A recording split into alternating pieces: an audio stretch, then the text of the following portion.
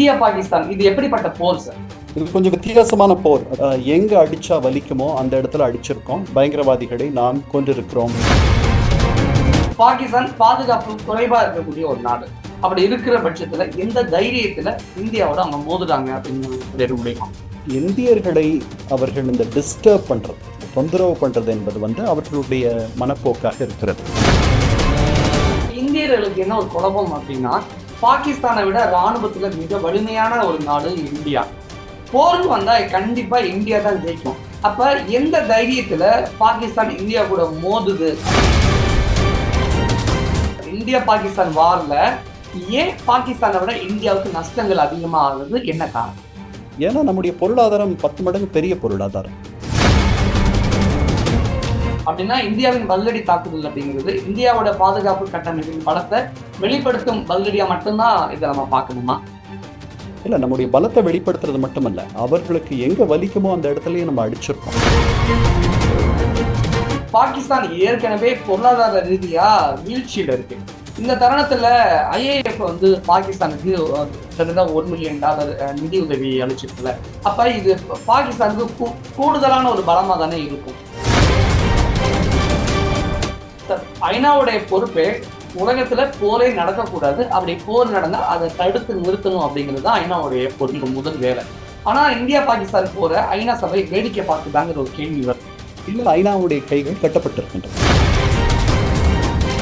வணக்கம். இன்றைய நமது சிறப்பு விருந்தினர் ஐநா முன்னாள் அதிகாரி திரு கண்ணன் அவர்கள். வணக்கம் சார். வணக்கம் அருள். உங்க நேயர்களுக்கும் வணக்கம். இந்தியா பாகிஸ்தான் இது எப்படிப்பட்ட போர் சார்? இது கொஞ்சம் வித்தியாசமான போர். அதாவது 2016க்கு பிறகு நம்முடைய பாஸ்டர் எப்படின்னா, அங்கேயே அந்த பயங்கரவாதத்தினுடைய மூலத்தையே தாக்குவது அப்படின்ற மாதிரி நம்ம ஒரு 10 ஆண்டுகளாக வேறொரு அப்ரோச், ஒரு அணுகுமுறையை கையாண்டுட்டு இருக்கோம். இந்த முறை, இதற்கு முன்னாடி ஏதேனும் தவறுகள் செய்திருந்தாலும் கூட நம்முடைய அணுகுமுறையில் இந்த முறை ரொம்ப நம்ம கவனமாக ஒரு 2 வாரம் திட்டமிட்டு எங்க அடிச்சா வலிக்குமோ அந்த இடத்துல அடிச்சிருக்கோம். பயங்கரவாதிகளை நாம் கொண்டிருக்கிறோம் அப்படின்றதுல நம்ம பெருமைப்பட்டுக்கலாம்.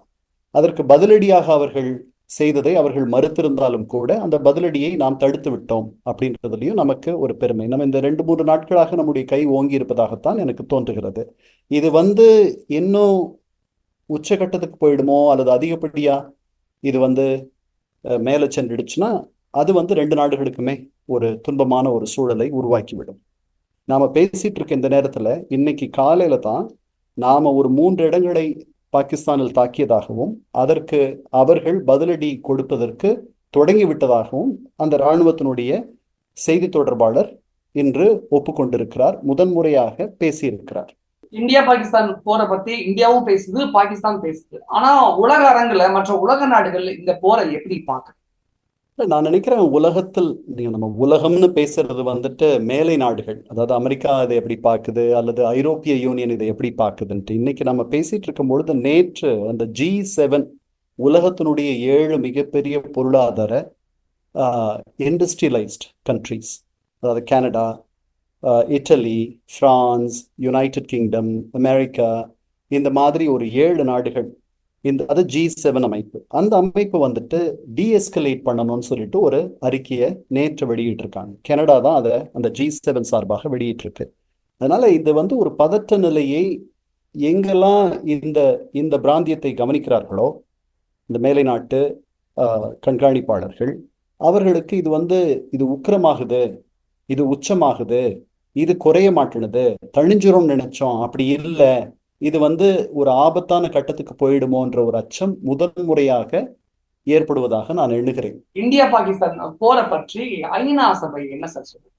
ஐநா சபை இதை கவலையோட பார்த்துச்சு. ஐநாவுடைய பொதுச் செயலாளர் இது 2 நாடுகளும் மிகுந்த கட்டுப்பாட்டோடும் பொறுப்புணர்வோடும் நடந்து கொள்ள வேண்டும், ரெஸ்ட்ரெயின்டோட, அதாவது ரொம்ப கவனமாக பொறுமையாக நடந்து கொள்ள வேண்டும் என்று சொன்னார்.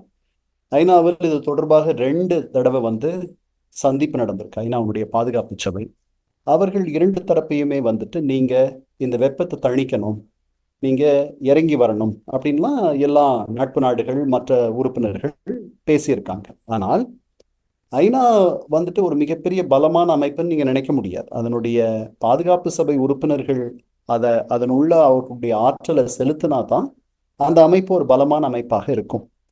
அதனால ஐநா கிட்ட இந்த அமைதிக்கான தீர்வு இருக்கா அப்படின்னா நான் அப்படி நினைக்கல. இதற்கான தீர்வு, இந்த ரெண்டு நாடுகளுக்கு மத்தியிலும் அமைதி ஏற்படுத்தக்கூடிய தீர்வு ஒரு ரெண்டு நாடுகள் கிட்ட இருக்குன்னு நான் நினைக்கிறேன். அதுல ஒன்று அமெரிக்கா, இன்னொன்று சவுதி அரேபியா. சவுதி அரேபியாவுடைய துணை வெளியுறவு அமைச்சர் நேற்று இஸ்லாமாபாத்தில் இருந்தார். முந்தா நாள் நம்முடைய வெளியுறவுத்துறை அமைச்சர் ஜெய்சங்கரை சந்தித்தார். அதனால இந்த ரெண்டு நாடுகளும் நிறைய அழுத்தத்தை பாகிஸ்தானுக்கும் நமக்கும் தணிந்து போவதற்காக, இந்த வெப்பத்தை தணிப்பதற்காக அவர்கள் முயல்கிறார்கள் என்று நான் நம்புகிறேன். நீங்க சொன்ன அந்த இரண்டு நாடுமே இப்போ ஒண்ணு அமெரிக்கா உலகத்திலேயே நம்பர் 1 வல்லரசு தான். ஆனா சவுதி அரேபியா பொறுத்த வரைக்கும் பாகிஸ்தானுக்கு நட்பு நாடு. ஆனா இந்தியாவுக்கு அந்த அளவுக்கான ஒரு நட்பு நாடு கிடையாதுல்ல. அப்ப சவுதி அரேபியா சொன்னா இந்தியா கேட்குங்கிறதுல எந்த வகையில அது ஏற்றுக்கொள்ளும்படியா இருக்கும்?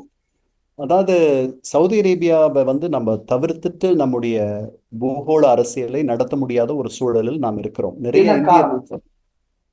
நிறைய இந்தியர்கள் சவுதி அரேபியாவில் வேலை பார்க்கிறார்கள். அங்கிருந்து நிறைய ரெமிட்டன்சஸ் நமக்கு வருது. அதோட நட்பாக இருப்பதுதான் நம்முடைய நலனுக்கு நல்லதுன்ற ஒரு எண்ணம் நம்முடைய ஃபாரின் மினிஸ்ட்ரியில, நம்முடைய வெளியுறவு கொள்கையில இருக்கு.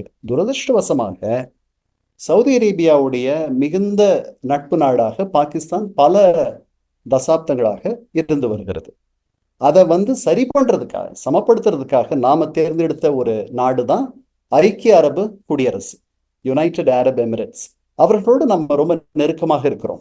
அவர்களும் திரைமறைவுக்கு பின்னால் நமக்கு யோசனைகள் வழங்குவதாகத்தான் நான் எண்ணுகிறேன். சவுதி அரேபியாவிடம் நமக்கு நல்லெண்ணம் நிறைய இருக்கு. சவுதி அரேபியாவிடத்தில் இருக்கக்கூடிய நம்முடைய உறவும் கூட கொஞ்சம் மேம்பட்டிருக்குன்னு சொல்லலாம். இப்போ முன்ன இருந்த உறவு காட்டிலும் நமக்கு மேம்பட்டு, ஏன்னா நாம வளர்ந்து வந்திருக்கோம். அதை சவுதி அரேபியா அங்கீகரிக்க வேண்டிய ஒரு சூழலில் இருக்கிறது. அதனால்தான் முதலில் அவர்களுடைய துணை வெளியுறவு அமைச்சர் அவர் வருவதாக நமக்கு தகவல் இல்லை. அறிவிப்பு இல்லாமல் அவர் வந்தார், நம்முடைய வெளியுறவுத்துறை அமைச்சரை சந்தித்தார். நாம் பயங்கரவாதத்திற்கு எதிராக இந்த போரை தொடுத்திருக்கிறோம் என்று அவருக்கு சொல்லப்பட்டது. அந்த செய்தியை அவர் தாங்கி கொண்டு, அதற்கும் மேலாக அவர்கள் சொல்லியிருக்கலாம், நம்முடைய இந்திய தரப்பு நீங்க போய் அவங்கள கொஞ்சம் ஒழுங்கா இருக்க சொல்லுங்க, அவர்களை பக்குவமாக நடந்து கொள்ள சொல்லுங்கள், பொறுப்பாக நடந்து கொள்ள சொல்லுங்கள், இந்த மாதிரி நடவடிக்கைகளுக்கு ஆதரவு தர வேண்டாம்னு சொல்லுங்க அப்படின்னு சொல்லிவிட்டிருக்கலாம். அந்த தகவலை அவர் தாங்கி கொண்டு நேற்று பாகிஸ்தான் தரப்பை சந்தித்த பொழுது இதுதான் இந்தியர்களுடைய கோரிக்கை, நீங்கள் பொறுப்புணர்வோடு நடந்து கொள்ளுங்கள், அவர்கள் எங்களுக்கு ஆதாரங்களை காட்டினார்கள் என்றும் சொல்லியிருக்கலாம். நமக்கு இது தெரியாது, பின்னாடிதான் தெரிய வரும். ஆனால் சவுதி அரேபியா மீது இரண்டு நாடுகளிடத்திலும் ஒரு பெரிய ஒரு நல்லெண்ணமும் ஒரு மரியாதையும் இருக்கிறது. அதற்கு காரணம் அதனுடைய பொருளாதார வலிமை. அங்கு இந்தியர்களும் பாகிஸ்தானியர்களும் பெருமளவில் வேலை செய்வது இரண்டு நாடுகளுக்கும் ஒரு முக்கியமான ஒரு பொருளாதார வரத்து. அதை சவுதி அரேபியாவை பகைத்து கொண்டு ரெண்டு நாடுகளும் இருக்க முடியாது. அவர்களுடைய நட்பு வேண்டும் என்று இரண்டு நாடுகளும் இருக்க வேண்டிய ஒரு சூழலில் சவுதி அரேபியா அந்த இடத்துல இருக்கு. அமெரிக்காவே சவுதி அரேபியாவோட நட்பு நாடுகின்ற ஒரு நிலையில் சவுதி உடைய பொருளாதார வலிமை இருக்கிறது. அப்புறம் இஸ்லாமிய உலகத்தில் சவுதி அரேபியர்களுக்கு என்று ஒரு தனி மரியாதை உண்டு. அதைத்தான் நாம நமக்கு சாதகமா பயன்படுத்தணும்னு நினைக்கிறோம். அவர்கள் சொன்னால் பாகிஸ்தானியர்கள் கேட்டுக்கொள்வார்கள். சரிதானா? பாகிஸ்தான் பாதுகாப்பு குறைவா இருக்கக்கூடிய ஒரு நாடு. அப்படி இருக்கிற பட்சத்துல எந்த தைரியத்துல இந்தியாவோட அவங்க மோதுறாங்க அப்படின்னு சொல்லிட முடியுமா? இல்ல, இது லோ இன்டென்சிட்டி வார்ஃபேர். அதாவது இதை அவர்கள் ஆதரவோடு இது திட்டமிட்டு அவர்கள் இது மாதிரி தூண்டி விட்டிருக்காங்கன்ட்டு முழுமையாக நமக்கு தகவல்கள் வரும் வரை நாம் உறுதியாக நம்புவது என்பது கொஞ்சம் தயக்கமா இருக்கு எனக்கு. அதாவது அவர்கள் என்று ஒரு பொருளாதார சீர்குலைவான ஒரு நிலையில் இருக்கிறார்கள். முன்பிருந்த வலிமை அவர்களுக்கு இல்லை. அவர்களுடைய மொத்த உற்பத்தி திறனும் தமிழகத்தினுடைய மொத்த உற்பத்தி திறனும் ஒன்று. தைரியம் இல்ல. அதாவது இந்தியர்களை அவர்கள் இந்த டிஸ்டர்ப் பண்றது, இந்த தொந்தரவு பண்றது என்பது அவர்களுடைய மனப்போக்காக இருக்கிறது. அவர்களால் வேற எப்படி இது ஒரு இந்த cross border attacks, cross border shelling, line of கண்ட்ரோலை மீறி வருவது, இது பல ஆண்டுகளுக்கு பிறகு நடக்கக்கூடிய பயங்கரவாத தாக்குதல். இந்த ஏப்ரல் 22 பல ஆண்டுகள் கொஞ்சம் அமைதியாக இருந்தது. அங்க என்ன நடக்குதுன்னு நமக்கு தெரியாது சரியா. அவர்கள் இதற்கும் எங்களுக்கும் சம்பந்தம் இல்லைன்ட்டு பலமுறை மறுத்துட்டாங்க, ஆதாரங்கள் தாங்கன்னு சொல்லிட்டாங்க. சுதந்திரமான ஒரு பாரபட்சமற்ற ஒரு விசாரணை நடத்திட்டோம், மற்ற நாடுகளை நம்ம அழைச்சிக்கலாம், நாங்கள் அதில் கலந்துக்கிறோம், இந்தியர்கள் வந்து அவங்களுடைய ஆதாரத்தை அங்கே வைக்கட்டும் அப்படின்னு சொல்லியிருக்காங்க. நாம் அதற்கெல்லாம் பதில் சொல்லலை. ஏனால் அதெல்லாம் நம்முடைய நம்முடைய நிலையை ஊனப்படுத்திடும். நாம் போய் மற்றவர்களை போய் நம்ப வைக்கக்கூடிய நிலையில் நாம் இல்லை. இது நம்முடைய இறையாண்மை தொடர்பான ஒரு செய்தி, இது நம்முடைய எல்லைகளை பாதுகாத்துக் கொள்வதற்கான ஒரு முயற்சி. இதற்கு போய் நாம போய் மற்றவர்களிடத்தில் போய் கெஞ்ச வேண்டிய அவசியம் இல்லை, மற்றவர்களை நம்ப செய்ய வேண்டிய அவசியம் இல்லை என்பதுதான் நம்முடைய நிலைப்பாடு. அவர்கள் ஏன் இப்படி நடந்து கொள்கிறார்கள் என்றால், அவர்களுக்கும் நமக்கும் சித்தாந்த ரீதியாக அடிப்படையிலேயே பல வித்தியாசங்கள் உண்டு. வெறும் ஒரு குறிப்பிட்ட மத நம்பிக்கை உள்ளவர்கள் மட்டுமே அவர்களுக்காகவே உருவான ஒரு நாடு அந்த நாடு. நாம இந்த நாட்டுல எல்லாரும் இருக்கலாம்னு சொல்றோம். உங்களுடைய நம்பிக்கை எதுவாக இருந்தாலும் நீங்கள் இந்தியராக இருந்தால் போரும், யார் வேண்டுமானாலும் இந்தியராக இருக்கலாம். அதுதான் நம்முடைய சித்தாந்தம். காஷ்மீர் பெரும்பான்மையான முஸ்லிம்கள் உள்ள ஒரு மாநிலம். அவர்களுடைய சித்தாந்தத்தின் அடிப்படையில் அந்த மாநிலம் அவர்களோடு இருந்திருக்க வேண்டும். ஆனால் அதனுடைய ராஜாவாக இருந்த, அதனுடைய அரசராக இருந்த இந்து கடைசி நேரத்தில் அவர் இந்தியாவோடு இணைந்து விட்டார். அப்ப தொடங்கின இந்த போர் ஒரு பகுதி, மூன்றில் ஒரு பகுதி பாகிஸ்தான் இடத்திலும், மூன்றில் ரெண்டு பகுதி இந்தியாவிடத்திலும் இருக்கிறது. 48 தொடர்கிற இந்த பிரச்சனை இன்னும் ஓய்ந்த பாடில்லை, முடிவுக்கு வரவில்லை. அதனால இந்த இந்தியாவை துன்பப்படுத்துவது, இந்த பின் பிரிக்ஸ்ன்னு சொல்றோம் இல்லையா, போட்டு இம்சைப்படுத்துவது, இது அவர்களுடைய சித்தாந்தத்தில் ஒன்றாக தெரிகிறது எனக்கு. அதுதான் அவங்களுடைய சித்தாந்தமான்னு தெரியல. ஆனா சமீபத்தில் அவருடைய இராணுவ தலைவர், முப்படை தளபதி, அவர் முஸ்லிம்களும் இந்துக்களும் கம்ப்ளீட்லி டிஃப்ரெண்ட் பீப்புள், நம்முடைய எண்ணங்கள் வேறு, சிந்தனைகள் வேறு, நம்முடைய செயல்பாடு வேறு, நம்முடைய பண்பாடு வேறு, நம்முடைய பழக்க வழக்கங்கள் வேறு அப்படின்ட்டு இது அவர்கள் நம்புவது. அந்த நம்பிக்கையின் அடிப்படையில் எழுந்ததுதான் பாகிஸ்தான். அதை அவர் ரொம்ப நாளைக்கு பிறகு திருப்பி அதை அவர் சொல்றாரு. அப்படியெல்லாம் இருக்க வேண்டிய அவசியம் இல்லைன்ட்டு சொல்லிட்டு, நம்ம நாட்டுல நிறைய அங்க இருக்கிறத காட்டிலும் அதிகமான முஸ்லிம்கள் நம்ம நாட்டுல இருப்பாங்கன்னு நான் நினைக்கிறேன். சரிதானா? அவர்கள் எல்லாரோடும் சமமாக வாழ்கிறார்கள். இது எல்லாருக்குமான நாடு.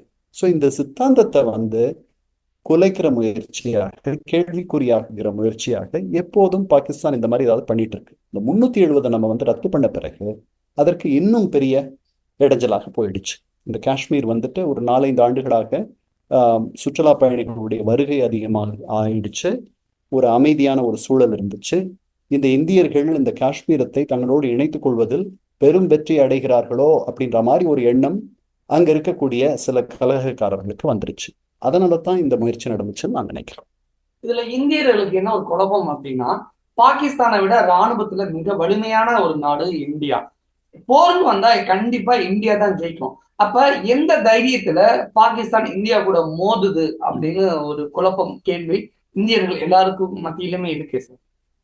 அப்ப பாகிஸ்தானுக்கு பின்னாடி யார் இருக்கா, எந்த நாடு துணையா இருக்கு அப்படிங்கிற கேள்விக்கெல்லாம் இருக்கு. இல்ல, அப்படி இல்லை. அதாவது எனக்கு ஒரு கண்ணு போனாலும் உங்களுக்கும் ஒரு கண்ணு அல்லது அதற்கு மேல போகணும்ன்ற ஒரு எண்ணம் எனக்கு இருக்கு. நான் உங்களோட போர் செய்யறேன் அல்லது உங்களை போருக்கு தூண்டுறேன் அப்படின்னா உங்களுக்கு தான் நஷ்டம் அதிகம். ஏன்னா நாம ஒரு வளர்ச்சி பாதையில் போய்கொண்டு இருக்கிறோம். நாம திசை திரும்பி விடுவோம். நான் ஒரு கிளாஸ் ரூம் இருக்கு. அந்த கிளாஸ் ரூம்ல நான் நம்பர் 1 ஸ்டூடெண்ட். நான் நிறைய படிக்கிற ஸ்டூடெண்ட். ஒரு நாளைக்கு 8 மணி நேரம் படிக்கிற ஒரு பையன். என்ன நீங்க முறியடிக்கணும்னா, நான் பெருசா நல்லா படிக்கிற பையனாக இல்லாத இருக்கலாம், ஆனா நீங்க நல்லா படிக்க வேண்டாம்னு நினைக்கிற ஆள் நான். உங்களை நான் திசை திருப்பிட்டேன்னா நீங்க 8 மணி நேரம் படிக்கிறது போது 2 மணி நேரம் தான் படிப்பீங்க. உங்களுக்கு பெரிய மதிப்பெண்கள் வராது. நான் தொந்தரவு பண்ணலைன்னா நல்லா படிச்சு வந்துருவீங்க. நான் உங்களை தொந்தரவு பண்ணலைன்னா உங்களுடைய வளர்ச்சி பாதையில் நீங்கள் முன்னேறி நடப்பதை யாரும் தடுக்க முடியாது. நாம இருந்த இடத்துல இருந்து எங்கேயோ வந்திருக்கோம். இன்னைக்கு நாம ஒரு பிராந்திய சக்தி, நாம ஒரு ரீஜனல் பவர். நம்முடைய பொருளாதாரம், நம்ம 10 மடங்கு பாகிஸ்தானுடைய பொருளாதாரத்தை விட பெரியவர்கள். நான் தான் சொன்னேன், தமிழகத்தினுடைய பொருளாதார வலிமை தான் பாகிஸ்தானினுடைய பொருளாதார வலிமை. தமிழகத்தில் 8 கோடி பேர், பாகிஸ்தானில் 24 கோடி பேர். நமது 350 பில்லியன் டாலர் பொருளாதாரம், அவர்களுடையதும் 350 பில்லியன் டாலர் பொருளாதாரம். இருந்தாலும் அவர்கள் போருக்கு நம்மை தூண்டி நாம் அவர்களோட போர் செஞ்சோம்னா நாம திசை திரும்பி விடுவோம். We will be distracted. அப்ப அப்படின்னா இதுல யாருக்கு லாஸ்ங்கிற ஒரு கேள்வி இருக்குல்ல சார்? இந்தியாவுக்கு லாஸ் ஆகுமா, நமக்குத்தான் அதிகமா பாகிஸ்தான்? இல்ல, அவர்களுக்கு நட்டம் வரும், அவர்களுக்கு ஒரு கண் போகும், பட் உங்களுக்கும் ஒரு கண் அதற்கு மேலேயும் போகும். அப்ப இந்தியாவுக்கும் நஷ்டம் ஆகும். நிறைய ஆகும். நம்ம ரெண்டு பேர்ல நமக்குத்தான் அதிகமாகும். ஏன்னா என்ன நாம காரணம் சார் இந்தியா பாகிஸ்தான் வார்ல ஏன் பாகிஸ்தானை விட இந்தியாவுக்கு நஷ்டங்கள் அதிகமா ஆகுது? என்ன காரணம்? ஏன்னா நம்முடைய பொருளாதாரம் 10 மடங்கு பெரிய பொருளாதாரம். இங்க வந்து அந்நிய அந்நிய நாடுகளுடைய முதலீடு, அந்நிய நாட்டிலிருந்து வந்திருக்க முதலீடுகள் அதிகம் இருக்கு. நாம இவர்களோட போர் பண்ணோம்னா அந்த முதலீடுகளை அவர்கள் திரும்ப பெற்றுக்கொள்வார்கள். அதற்கு பிறகு புதிய முதலீடுகள் இங்கு வருவது என்பது நடப்பதற்கு நாளாகும். இப்போ சீனாவுக்கும் அமெரிக்காவுக்கும் உள்ள பிரச்சனையில் சில முதலீடுகள் அங்கிருந்து இங்கு நகர்கின்றன. இது ஒரு முக்கியமான காலகட்டம் நமக்கு பொருளாதார ரீதியாக. சீனா இழக்கக்கூடிய சில தொழில்களை நாம் கைப்பற்ற வேண்டிய ஒரு நிலையில் இருக்கிறோம், கைப்பற்ற வேண்டும் என்ற எண்ணத்தில் இருக்கிறோம். இப்ப இந்த போருக்கு நம்ம போனோம்னா அதெல்லாம் நடக்காத போயிடும். நம்முடைய அடுத்த கட்ட பொருளாதார நகர்வு என்பதை மட்டுப்படுத்தக்கூடிய முயற்சியாக அது மாறிவிடும். அதனால அந்த வலையில நம்ம விழுந்துடக்கூடாது. இன்னைக்கு ஆப்பிள் தயாரிப்பு, ஆப்பிள் போன், ஐபோன் தயாரிப்பு முழுக்க சீனாவிலிருந்து இங்க கொண்டு வர போறாங்கன்றதை நம்ம படிக்கிறோம். சென்னையில இருக்கு. சரிதானா? இதெல்லாம் ஒரு பெரிய வாய்ப்பு. ஆயிரக்கணக்கானவர்களுக்கு, பல்லாயிரக்கணக்கானவர்களுக்கு வேலை வாய்ப்புகளை உருவாக்கும் முயற்சி இது. நாம இதற்கு முன்ப விட்டுவிட்ட பொருளாதார அந்த அந்த ட்ரெயின்ல நம்ம ஏறுறதுக்கு, அந்த பஸ்ஸை பிடிக்க தவறிட்டோம்னா இது இன்னொரு வாய்ப்பு. ஒரு அளவுக்கு நம்ம சீனா அளவுக்கு வளர்வது என்பது ரொம்ப சிரமம். அவர்களுடைய பொருளாதாரம் வந்து நம்ம மாதிரி கிட்டத்தட்ட 5-6 மடங்கு பெருசு. நாம அந்த இடத்துக்கு போறதுக்கு நிறைய உழைக்கணும். நிறைய நம்முடைய லேபர் லாஸ் ஒரு தடையா இருக்கு. அதற்கு பிறகு நம்முடைய ஒர்க் கல்ச்சர் அது ஒரு தடையா இருக்கு. அதனால இது வந்து ஒரு ஒரு நல்ல தருணத்தில் நாம் நல்ல இடத்தில் இருக்கிறோம். அதை பயன்படுத்தி கொள்ளும் இடத்தில் அமெரிக்கர்களுக்கும் சீனர்களுக்கும் நடக்கும் இந்த இந்த வர்த்தக போரில் நமக்கு நாம் சரியாக இதை விளையாடினோமானால் நாம் அடுத்த கட்டத்திற்கு போகலாம். இந்த நேரத்துல இந்த போர்ல போய் மாட்டிக்கிட்டோம்னா அங்கிருந்து வரக்கூடிய தொழில்கள் நம்ம நோக்கி வர்றது கொஞ்சம் சிரமம். அவர்கள் வியட்நாம், இந்தோனேசியா நோக்கி போயிடுவாங்க. அங்கதான் அமைதி இருக்கு. அங்க இருக்க ஒர்க் கல்ச்சர் வேற, அங்க இருக்க லேபர் லாஸ் வேற. புரியுதா? அதனால நமக்கு நிறைய இடர்பாடுகள் ஏற்கனவே இருக்கு. இந்த லேபர் லாஸை நம்ம வந்து மாற்ற முடியாத தவிக்கிறோம். ஏன்னா இங்க ஒரு பெரிய கம்யூனிஸ்ட் இயக்கம் இருக்கு, தொழிற்சங்க அமைப்பு இருக்கு, இதெல்லாம் இருக்கு. இது எதுவுமே பெரிய அளவில் இல்லாத நாடுகள். வியட்நாம், கம்யூனிஸ்ட் வியட்நாமில் தொழிற்சங்கங்களுக்கு பெரிய ஒரு மரியாதையெல்லாம் கிடையாது. அதனாலதான் நைக்கி ஷூஸ் அங்க பண்றாங்க அமெரிக்கர்கள். சரிதானா? ஸோ இது நாம வந்து பொருளாதார ரீதியாக ஒரு முக்கியமான இன்ஃப்ளெக்ஷன் பாயிண்ட், ஒரு திருப்பு முனை இடத்துல இருக்கிறோம். அந்த திருப்பு முனை இடத்தில் இருக்கக்கூடிய நாம் திசை திரும்பி விட்டோம். ஆனால் நம்முடைய இலக்கு நாம் மறக்கடிக்கப்பட்டு நாம் டிஸ்ட்ராக்ட் ஆயிட்டோம்னா இதை தவற விட்டுருவோம். அது ரொம்ப நீண்ட நாள் நமக்கு அந்த இழப்பு வந்து நம்மளை பாதிக்கும். அதனால நாம இந்த இந்த இந்த இப்ப நடக்கக்கூடிய இந்த ஹாஸ்டிலிட்டிஸை எவ்வளவு வேகமா நமக்கு வேண்டிய இலக்குகளை அடித்து விட்டு நம்ம எண்ணிய அந்த இலக்கை தொட்ட பிறகு நாம டீஎஸ்கலேட் பண்றது, இந்த வெப்பத்தை தணித்து கீழிறங்கி வருவது, அந்த உறவை நார்மலைஸ் பண்ணிக்கிறது, அதுலதான் நமக்கு வெற்றி இருக்குன்னு நினைக்கிறேன். இப்ப நீங்க சொன்ன மாதிரி இந்தியா பாகிஸ்தான் வார் வந்து வித்தின் வீக்ல, வித்தின் மந்த்ல முடிவுக்கு வந்துச்சுன்னா பிரச்சனை இல்லை. ஆனா உக்ரைன் ரஷ்யா வார் மாதிரி வருஷ கணக்கா கண்டினியூ ஆனிச்சுன்னா நீங்க சொல்ற மாதிரி பாகிஸ்தானை விட 2 மடங்கு, 3 மடங்கு, 10 மடங்கு இந்தியாவுக்கு மிகப்பெரிய லாஸா ஆயிடும் இல்லையா? அப்ப இந்த விஷயங்களை இந்தியா கவனிக்க தவறி இருந்துச்சா அல்லது எப்படி சார், எப்படி இல்ல இல்ல, இந்த விஷயத்தெல்லாம் கவனிக்கிறாங்க. அதனாலதான் வந்துட்டு இந்த போர் வந்து ஒரு ரொம்ப கேர்ஃபுல்லாக கேலிபரேட்டட், அதாவது நுணுக்கமாக இதற்கு இவ்வளவு, அதாவது அளவோடு ப்ரொபோர்ஷனட், மிலிட்ரி டார்கெட்ஸ் கிடையாது, எக்கனாமிக் டார்கெட்ஸ் கிடையாது, சிவிலியன் டார்கெட்ஸ் கிடையாதுன்னு சொல்லிட்டு நாம வந்து ரொம்ப ஃபோக்கஸ்டா இந்த போரை நம்ம நடத்துறோம். இது வரைக்கும் இதை வந்து அத்துமீறாம பாக்குறது அப்படின்றதுல நமக்கு ஒரு பெரிய இன்ட்ரெஸ்ட் இருக்கு. நம்முடைய நலன் கருதி நாம இது வந்து பெரிய அளவுல வெடிச்சிடாத இருக்கிறதுக்கு நாம முயற்சி பண்ணுவோம். இதெல்லாம், இந்த சிந்தனையெல்லாம் நம்முடைய ஆட்சியாளர்களுக்கு நிறையவே இருக்கு.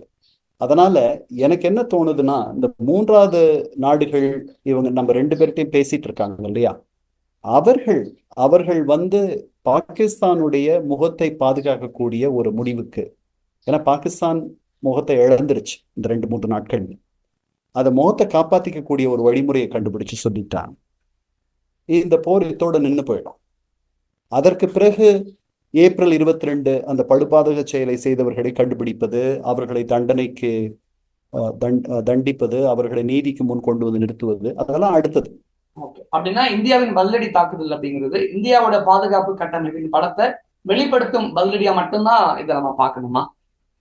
இல்ல, நம்முடைய பலத்தை வெளிப்படுத்துறது மட்டுமல்ல, அவர்களுக்கு எங்க வலிக்குமோ அந்த இடத்துலயே நம்ம அடிச்சிருக்கோம். இதற்கு முன்பாக நம்ம சாதித்ததை காட்டிலும் இந்த முறை நிறைய சாதிச்சிருக்கோம் நான் நினைக்கிறேன்.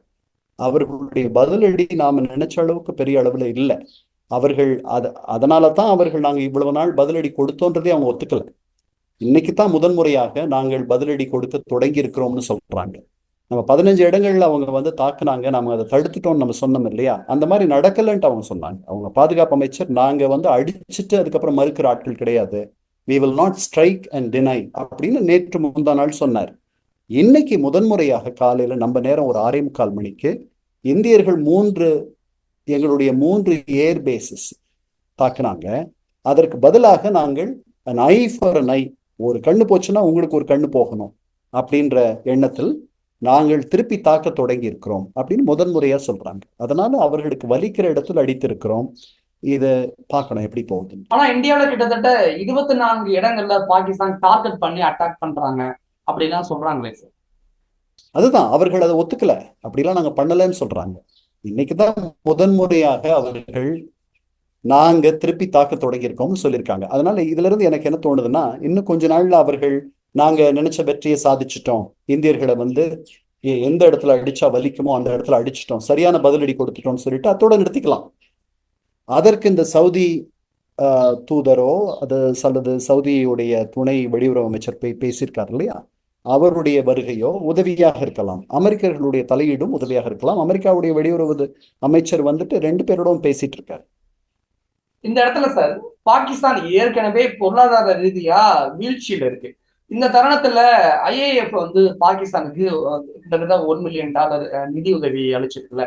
அப்ப இது பாகிஸ்தானுக்கு கூடுதலான ஒரு பலமா தானே இருக்கும் இந்த நிதி உதவி அப்படின்றது? இல்ல அப்படிலாம் இல்லை. அவர்களுடைய அறிக்கையை நீங்க படிச்சு பாருங்க. அவங்க சொல்றாங்க, முன்ன விட நாங்க சொன்ன பொருளாதார சீர்திருத்தத்தை எடுத்துக்கிட்டு அதை நோக்கி பாகிஸ்தான் பயணப்படுது. அவங்களுடைய அந்நிய செலாவணி கையிருப்பு முன்ன விட அதிகமா இருக்கு. நாங்க ஏற்கனவே அவர்களுக்கு ஒரு தவணை கடன் கொடுத்திருக்கோம், இது 2வது தவணை.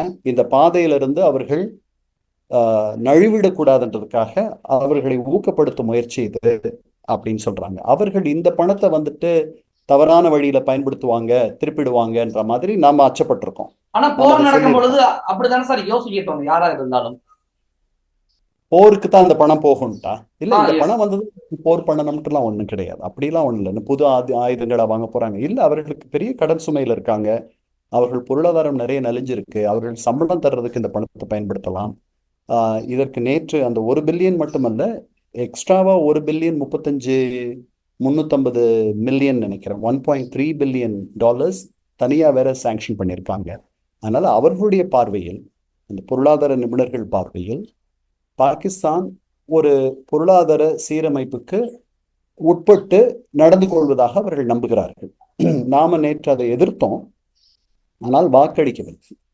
பொதுவாக IMF உடைய முடிவுகள் கன்சென்சுவல், எல்லாரும் ஒப்புக்கொள்ள வேண்டும், ஒருமித்த கருத்தோடு முடிவுகள் எடுக்க வேண்டும். நாம் அந்த வாக்கெடுப்பில் கலந்து கொள்ளவில்லை, நாம அப்ஸ்டைன் பண்ணிட்டோம். 25 உறுப்பினர்கள் இருக்காங்க, அதுல 24 பேர் ஒப்புக்கொண்டு அந்த பணத்தை தந்திருக்கிறார்கள். IMF என்பது ஒரு வங்கி, அதில் அது கடன் கொடுக்கக்கூடிய நபர் அந்த கடனை திருப்பி செலுத்தக்கூடியவராக இருக்கிறாரா என்பதை மட்டும்தான் அது பார்க்கும். அந்த பணம் எப்படி செலவாகிறது என்பதையும் அது கண்காணிக்கக்கூடிய வல்லமை அதற்கு உண்டு. அந்த பணம் திசை திருப்பப்படுமானால் அதால் அது கண்டுபிடிக்க முடியும். அந்த பணம் எதற்காக வாங்கப்படுகிறதோ அந்த செலவினங்களுக்காக மட்டுமே செலவாகிறதா என்பதையும் அது தொடர்ந்து கண்காணிக்கும். சார், ஐநாவுடைய பொறுப்பே உலகத்துல போரே நடக்கக்கூடாது, அப்படி போர் நடந்தா அதை தடுத்து நிறுத்தணும் அப்படிங்கிறது தான் ஐநாவுடைய பொறுப்பு, முதல் வேலை. ஆனா இந்தியா பாகிஸ்தான் போற ஐநா சபை வேடிக்கை பார்க்குதாங்கிற ஒரு கேள்வி வருது. இல்ல வேடிக்கை நீங்க முதல்ல கேட்டீங்க, நம்ம வேடிக்கை பார்க்கறதா நம்ம நினைக்க வேண்டிய அவசியம் இல்லை. ஏன்னா ஐநாவுடைய பாதுகாப்பு சபை உறுப்பினர்கள் அவர்கள் ஒன்றுபட்டால் இந்த போரை நிறுத்திவிட முடியும். அதுல 5 நிரந்தர உறுப்பினர்கள் இருக்கார்கள், அமெரிக்கர்கள், பிரிட்டிஷ், பிரெஞ்சு, சைனீஸ், ரஷ்யன்ஸ். இதில் நமக்கு அமெரிக்கர்கள் நமக்கு கொஞ்சம் நட்போடு இருக்கிறார்கள், ரஷ்யர்கள் நம்மோடு நட்போடு இருக்கிறார்கள், பிரிட்டிஷும் பிரெஞ்சும் கூட நம்மோடு நட்போடு இருப்பதாக நாம் எண்ணிக்கொள்ளலாம். நமக்கு பெரிய நட்பு நாடு என்று சீனாவை நாம் சொல்ல முடியாது. அது பாகிஸ்தானுக்கு மிக நெருக்கமான ஒரு நாடு அது. சரிதானா? முதல்ல அதனால அங்க வந்து ஒரு டிவிஷன் இருக்கு. அவர்கள் 5 பேரும் ஒன்றாக சேர்ந்து 2 தரப்பு நாடுகளையும் நாம் நிறைய அழுத்தம் கொடுத்து இந்த போரை இதோட நிறுத்திடணும்ட்டு நம்ம செய்யணும்னு 5 பேரும் நினைச்சாங்கன்னா முடியும். ஆனால் ரஷ்யாவுக்கு இதை பத்திய அக்கறை அதிகமாக இல்லை. அதுல ஒரு போர் நடத்திட்டு இருக்கு, அதனுடைய கவனமெல்லாம் அதுல இருக்கு. அமெரிக்கர்களுக்கு அவர்களுடைய டாரிஃப், அவருடைய வர்த்தக போர், அது அவர்களுடைய முழு கவனத்தையும் ஈர்த்து கொண்டிருக்கிறது. இதற்கு மத்தியிலும் அவர்களுடைய வெளியுறவுத்துறை செயலாளர் நம்மோடு பேசிக் கொண்டிருக்கிறார், அவர்களோடு பேசிக் கொண்டிருக்கிறார். பிரிட்டிஷும் பிரெஞ்சும் பெரிய சக்திகள் கிடையாது முன்ன மாதிரி. ஸோ சீனாவினுடைய ஆதரவு, அதனுடைய சிம்பத்தி, பரிவு எங்க இருக்குன்றது உங்களுக்கு தெரியும். ஸோ இதுதான் நிலைமை. அதனால ஐநாவுடைய கைகள் கட்டப்பட்டிருக்கின்றன. அதனால தான் நான் சொன்னேன், இந்த போரை நிறுத்தக்கூடிய 2 பெரிய சக்திகள் நீங்க எடுத்துக்கிட்டீங்கன்னா Saudi Arabia, United states. India Pakistan போரை பொறுத்த வரைக்கும் அடுத்த கட்ட நடவடிக்கை என்ன? இது இன்னைக்கு நேற்று நடந்த, முந்தா நாள் நடந்ததெல்லாம் அந்த மாதிரி கொஞ்ச நாள் நடக்கலாம். பட் தணிஞ்சு போகும் 2 நாடுகளும் இதை தணிய வைப்பதற்கான முயற்சிகளுக்கு இடம் தரும் அப்படின்றது தான் என்னுடைய முடிவு. அதாவது ஏன்னா இந்த ஒரு போரை, முழுமையான ஒரு போரை நடத்தக்கூடிய நிலையில் 2 நாடுகளும் இல்லை. நாம ஏன் அந்த இடத்துல இல்லைன்றதை நான் சொன்னேன். நாம நம்முடைய கவனம் திசை திரும்பி போய்விட்டதென்றால் நம்முடைய பொருளாதார வளர்ச்சி ஒரு நகர்வு அடுத்த நகர்வுக்கு போறதுக்கு நின்று போயிடும். அது நாளாகும். அதெல்லாம் நமக்கு தெரியும், நம்முடைய ஆட்சியாளர்களுக்கு தெரியும், நம்மை வழிநடத்துபவர்களுக்கு இதெல்லாம் கணக்கில் வைத்துதான் அவர்கள் இந்த போரை மிக துல்லியமாக, மிக போக்கஸ்டாக நடத்தி கொண்டிருக்கிறார்கள். பாகிஸ்தானுக்கும் தெரியும் அது அதல பாதாளத்துல இருக்கு, இதுல போய் இறங்குனா இன்னும் கீழே தான் போகுமே தவிர மேல வர்றது சிரமம். இந்த நேரத்துல IMF உடைய அந்த லோன் வந்திருக்கு, அந்த லோனை திருப்பி தர வேண்டிய ஒரு இடத்துல அது இருக்கு. இன்னும் நிறைய லோன் இருக்கு. அந்த $7 பில்லியன் அந்த லோன், அதுல ஏற்கனவே 1 பில்லியன் கொடுத்துருக்காங்க, இப்ப இன்னொரு பில்லியன் கொடுத்துருக்காங்க, இன்னும் 5 பில்லியன் லோன் தவணைகள் இருக்கு. அதெல்லாம் வந்தா தான் அதனுடைய பொருளாதாரம் சீர்பெறும். அதனால அதை ஜெப்படைஸ் பண்ற மாதிரி, அதற்கு ஒரு ஆபத்து வரா மாதிரி அது நடந்துக்கிறதுன்னு நான் நினைக்கிறேன். இந்திய பாகிஸ்தான் போர் கூடிய விரைவில் முடிவுக்கு வரணும், சுதந்திரமாக வாழ வேண்டும் அப்படிங்கிற விஷயங்களை முன் வச்சு நிறைய விஷயங்களை எங்க கூட ஷேர் பண்ணிக்கிட்டீங்க. மிக்க நன்றி.